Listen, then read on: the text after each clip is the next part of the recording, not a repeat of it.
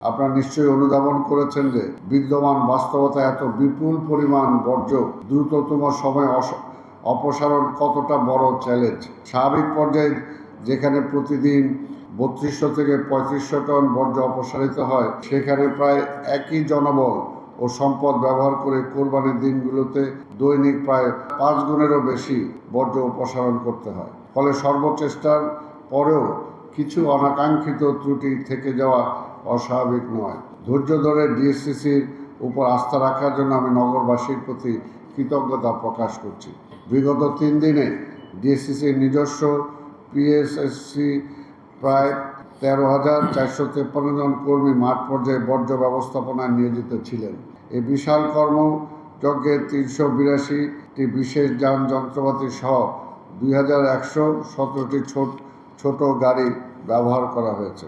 75টি ওয়ার্ডে ডিএসসিসি কর্তৃক 357টি স্থানে পশু কোরবানির স্থান নির্ধারণ ছিল, যেখানে গত 3 দিনে মোট 17,315টি পশু কোরবানি করা হয়েছে। এটা হয়তো সংখ্যাটা খুব বেশি একটা আশাপ্রদ নয়, তবু আমরা আশাপ্রদ যে ভবিষ্যতে এটা অন্তত সম্পূর্ণ পুরোপুরি কোথায় যায় পৌঁছবে। আপনারা জানেন এবছর 3 দিনে কোরবানির পশুর হাট ও বর্জ্য অপসারণের লক্ষ্যমাত্রা ছিল 33,942 টন। আনন্দের বিষয়, সকল সহযোগিতা ঈদের দিন থেকে গতকাল 30শে মে রাত 12টা পর্যন্ত আমরা মোট 36,086 টন বর্জ্য মাত্রায় ল্যান্ডফিলে চূড়ান্ত ডাম্পিং করেছি। অর্থাৎ আমরা নির্ধারিত লক্ষ্যমাত্রার চেয়েও বেশি বর্জ্য অপসারণ করতে সক্ষম হয়েছি। এর মধ্যে প্রতিদিন ভাগ করে দেওয়া আছে সেখানে। তবে আমাদের কার্যক্রম এখানেই শেষ নয়।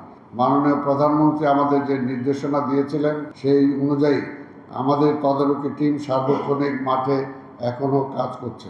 আপনাদের মাধ্যমে নগরবাসীকে জানাতে চাই, ডিএসসিসি কোথাও কোনো বর্জ্য জমে থাকতে দেখলে দয়া করে আমাদের কেন্দ্রীয় নিয়ন্ত্রণ কক্ষের নাম্বার 017099000088 এবং 00003386014।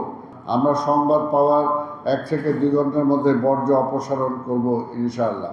শতভাগ বর্জ্য আমরা অপসারণ করেছি, কিন্তু যদি আবার তাৎক্ষণিকভাবে বর্জ্য এসে পড়ে, তাহলে তো সেটাও আমাদেরকে, অর্থাৎ এটা কিন্তু ধারাবাহিক চলতে থাকবে।